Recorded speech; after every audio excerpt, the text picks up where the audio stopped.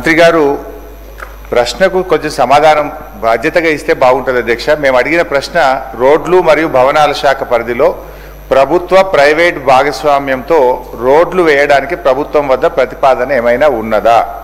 ప్రశ్నకు ఏమని ఇచ్చారు సమాధానం? లేదండి. ఇది బడ్జెట్ బుక్, గౌరవనీయులు బట్టి విక్రమార్క గారు మొన్న అసెంబ్లీలో పెట్టిన బడ్జెట్ బుక్. ఇందులో ఏం చెప్పారంటే అధ్యక్ష, 40% ప్రభుత్వ నిధులతో 60% ప్రైవేట్ డెవలపర్ల పెట్టుబడితో రహదారులను అభివృద్ధి చేస్తాం. బడ్జెట్లోనే మంత్రి గారు స్పష్టంగా చెప్పిండ్రు, ప్రైవేట్ డెవలపర్స్ యొక్క పెట్టుబడులతో మేము 60% ప్రైవేటులతో పెట్టుబడి పెట్టిస్తాం, రోడ్లు వేస్తామని బడ్జెట్లో ఆర్థిక మంత్రి గారు చెప్పారు. అసెంబ్లీలో ప్రశ్న అడిగితే ఈ గౌరవ R&B మంత్రి గారు ఏమంటున్నారంటే ప్రశ్నకు ఆన్సర్ లేదండి అని చెప్పారు. లెట్ మీ క్వశ్చన్, అన్ని క్వశ్చన్లు కలిపి ఆన్సర్ చేయమనండి సార్.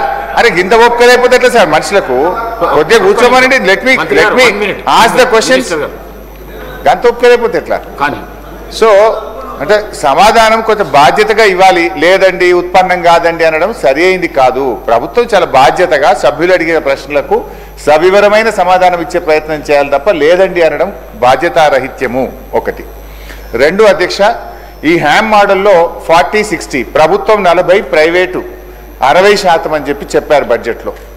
అయితే అధ్యక్ష నిన్న మంత్రి గారేమో ఇక్కడ మాట్లాడుతూ 60 గవర్నమెంట్ అన్నారు. బట్టి గారి బడ్జెట్ బుక్లోనేమో 60 ప్రైవేట్ అని ఉన్నది. బడ్జెట్ బుక్లో 60 ప్రైవేట్ అని ఉన్నది. నిన్న R&B మంత్రి గారు ఇదే సభలో మాట్లాడుతూ 60 గవర్నమెంట్ అన్నారు. ఇది ఏది క్లారిటీ? బట్టి గారిది కరెక్టా, గౌరవనీయులు వెంకటరెడ్డి గారిది కరెక్టా? క్లారిఫై చేయండి. నంబర్ 2. నంబర్ 3, సరే 60% ప్రైవేట్ వాళ్ళు పెట్టాలంటే 16,800 కోట్ల రూపాయలు. ఈ 16,800 కోట్ల రూపాయలు మరి ప్రైవేటు కాంట్రాక్టర్లు పెట్టుబడి పెడితే ఇది ఎన్ని సంవత్సరాల్లో చెల్లిస్తారు, ఎంత వడ్డీతో చెల్లిస్తారు, ఈ ఆర్థిక భారాన్ని రాష్ట్ర ప్రభుత్వం మీద 10 ఏళ్ళు పడితే ఇది FRBM పరిధిలోకి వస్తుందా? మరి రాష్ట్ర ప్రభుత్వం ఎవ్రీ ఇయర్ దీనికి బడ్జెట్ పెడితే మెయింటెనెన్స్కు మళ్ళా బడ్జెట్ అవసరం ఉంటుంది. ఇది రాష్ట్రం మీద ఓ 10 ఏళ్ల పాటు మీరు భారం వేయబోతున్నారా? దీని మీద క్లారిటీ ఇవ్వండి. తర్వాత ఈ రోడ్స్ను ఏ రకంగా ఎంపిక చేసినారు? What is the methodology in selecting these roads either in the Panchayat Raj in R&B? మీరు ఈ హ్యామ్ మోడల్లో చేసేటువంటి రోడ్లను ఏ ప్రాతిపదికన ఎంపిక చేస్తున్నారు? దీంట్లో శాసనసభ్యుల భాగస్వామ్యం ఉందా? అందరూ, ఎందుకంటే బీఆర్ఎస్ ప్రభుత్వం ఉంటే అధ్యక్ష రాష్ట్రంలో మిషన్ కాకతీయ చెరువులు చేయాలంటే రాష్ట్రంలోని ప్రతిపక్ష, విపక్ష, స్వపక్ష లేకుండా అన్ని చెరువులు చేశాం.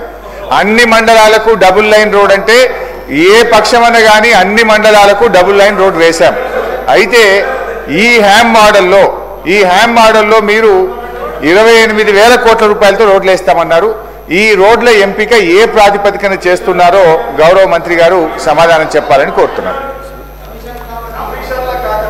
మినిస్టర్ గారు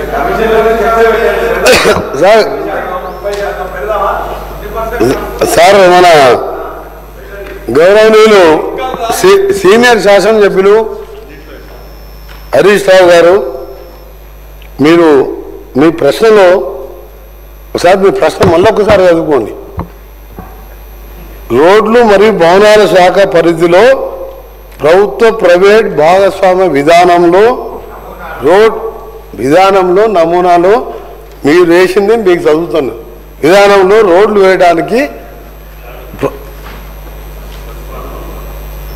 ప్రభుత్వం వద్ద ఏదైనా ప్రతిపాదన ఉందా అని వారు వేసిన ప్రశ్న ఇది.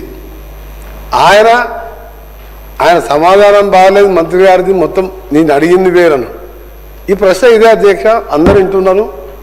నీ దాన్ని లేదని చెప్పిన, ఎందుకు దీని ఉత్పన్నంగా లేదని చెప్పిన, ఎందుకంటే మేము PPP మోడల్లో పోదలుచుకోలేదు. మేము హ్యామ్ రోడ్లో హైబ్రిడ్ యాన్యుటీ మోడల్లో పోవాలని నిర్ణయించుకున్నాం. PPP మోడల్ వేరు, హైబ్రిడ్ మోడల్, హ్యామ్ మోడల్ వేరు. దానికి లేదని నేను చెప్పిన. వారేం చెప్పారు నాకేం తెలియదు అంటే వాళ్ళు చాలా మేధావులు, నాకేం తెలియదు. ఆయన అడిగిన ప్రశ్నకే సమాధానం లేదని చెప్పిన.